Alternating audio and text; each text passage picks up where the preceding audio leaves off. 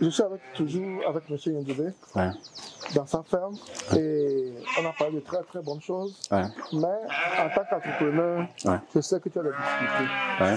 Et j'ai envie que tu me parles de ces difficultés. Ouais. Et j'ai envie de me dire la vérité. Est-ce qu'un jour, tu as voulu t'arrêter? Parce que c'était trop quoi, je ne peux plus. Et tu as voulu arrêter, sois honnête avec moi. Et pas mal de ces difficultés. Ouais. Et bon, tu vois, à vrai dire, arrivé un moment, bon, j'ai voulu arrêter.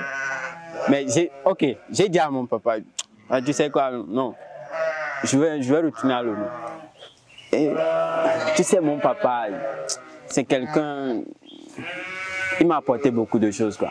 Il m'a dit non, comment tu vas abandonner? Non, c'est pas. Non, quand tu as laissé le campus, Ouais. tu l'as dit, je vais laisser le campus pour faire l'élevage. Non, là-bas, il m'a compris en même temps.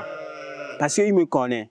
Il aime aussi l'agriculture. Il me connaît depuis tout petit. Il est fonctionnaire? Non, c'est un pasteur. Okay. Il me connaît. Donc, tu vois un peu.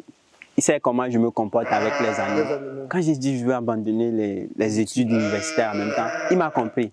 Mais il n'a même pas fait de... Non. Non, parce que, il me connaît, il sait ce que j'aime. Et depuis le début, il m'a dit que, tu sais, toi, tu ne vas pas faire, j'ai l'honneur, tu ne vas pas, parce que... Non, il te disait, il mettait ça dans ta tête. Ouais, depuis le début. Que tu sois, un entrepreneur, ouais. Il voulait ça. Mais il n'avait pas pensé à l'élevage. Ouais. Il voulait que tu sois entrepreneur. Il a pensé à l'élevage parce qu'il sait ce que je peux faire. Il voyait déjà ce que je peux faire. Tu te rends compte, quand j'ai voulu abandonner les études, pour lui c'est facile. Il a dit ok, il n'y a pas de souci. C'est bon, abandonne. Mais quand je suis en train de faire l'élevage, je lui ai dit papa, c'est bon. Je vais retourner à l'homme. Il dit non, c'est pas question. Tu veux un peu? Il dit pas question.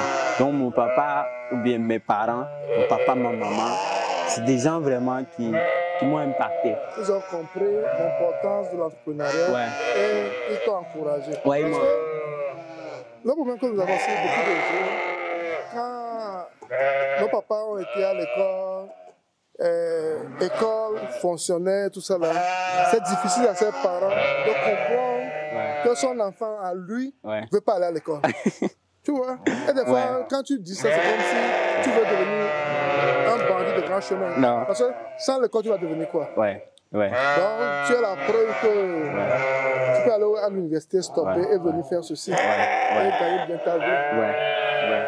Et aujourd'hui, bon, sinon les limites ou bien des soucis dans la production, on rencontre, mais voilà, quand tu t'entoures des gens qui te comprennent, qui sont là pour te soutenir, c'est un peu facile, quoi. Tu vois, c'est un peu facile parce que le plus grand soutien que je peux t'apporter, qu'un homme peut apporter à son semblable, c'est... Des fois, l'écouter. Ouais, quand il parle, ce n'est pas seulement mettre l'argent, non, c'est pas l'argent. Mais il faut écouter la personne, il parle. Non, il faut aller et ça va donner. Aujourd'hui, tu te rends compte que les gens quittent l'Europe, ils viennent ici. Les gens un peu partout de l'Afrique, les gens sont chez moi ici. Tu veux un peu. Tu veux un peu, donc... C'est vraiment encourageant. Vraiment encourageant. Et aussi, pour la jeunesse, c'est encourageant de voir un jeune comme eux qui s'est mis ceci sur lui et qui est arrivé à ce niveau. Et puis ce que je dis souvent, c'est que le problème que nous avons avec la jeunesse, c'est que quand tu poses des choses, il y a des jeunes qui veulent être comme toi, qui veulent être là où tu es actuellement. Mais ils oublient que ça fait 8 ans, avec tes difficultés, pour être là où tu es aujourd'hui. Dans la vie, il y a un point A et un point B. Mais entre le point A et le point B, il y a un processus. Pour moi, peut faire 2 ans, pour toi, peut faire 4 ans, pour l'autre, peut faire 5 ans, pour quelqu'un peut faire 10 ans, 20 ans. Donc, chacun doit essayer de faire le processus. Mais la plupart ne veulent pas le processus. Ils veulent arriver. Ils veulent quitter du point A, arriver au point B. Et c'est là où ils ne commencent pas à faire ce qu'ils ne doivent pas faire. Moi, je pense que pour chaque être, à vrai dire, pour se lancer tout d'abord dans n'importe quel domaine, il faut écouter son cœur. quelle est ta passion, qu'est-ce que tu aimes. C'est ce que tu peux faire. Tu vois un peu. Donc, pour moi, ceci, l'élevage, c'est une passion. Déjà, même moi, je suis très content d'être à la ferme, de voir mes agneaux grandir, de voir l'évolution de mes plantes. Et aujourd'hui, tu te rends compte, quand je suis en train de parler de ça, les Brésiliens, ils sont dans mes contacts. Un peu de nationalité, quoi. Ils sont dans mes contacts, ils sont là. Je vais venir chez toi. Ils sont là, ils sont chez moi. Bon, c'est comme si je me suis recentré, je me suis focalisé sur moi. Et aujourd'hui, j'attire beaucoup plus de personnes.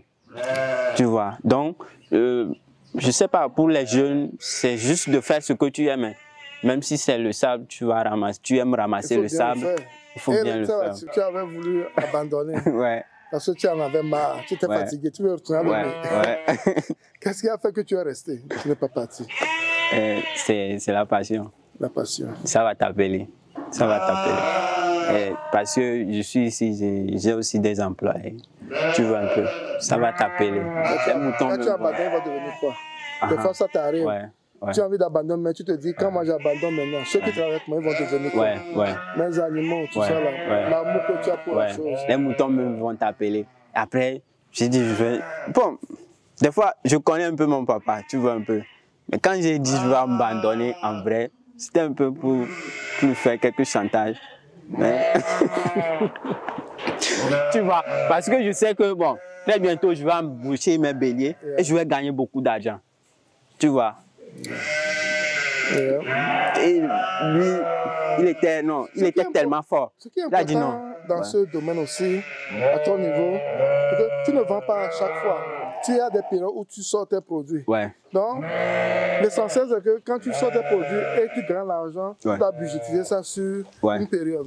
C'est ça aussi qui est la difficulté des jeunes, parce que quand l'argent rentre, tu vas l'utiliser comme tu veux, et après, tu as des difficultés pour tourner ton entreprise.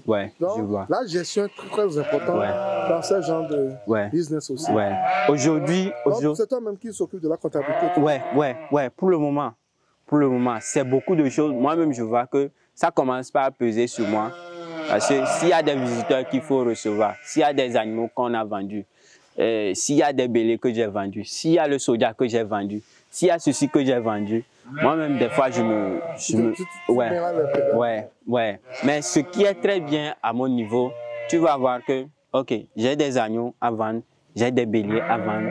Donc, l'argent, le but, c'est de faire rentrer l'argent. Donc, l'argent rentre. Et aujourd'hui, bon, grâce à mes relevés bancaires, mes comptes, tout avec les institutions financières, c'est facile de prendre l'argent. C'est facile de prendre l'argent. Ok.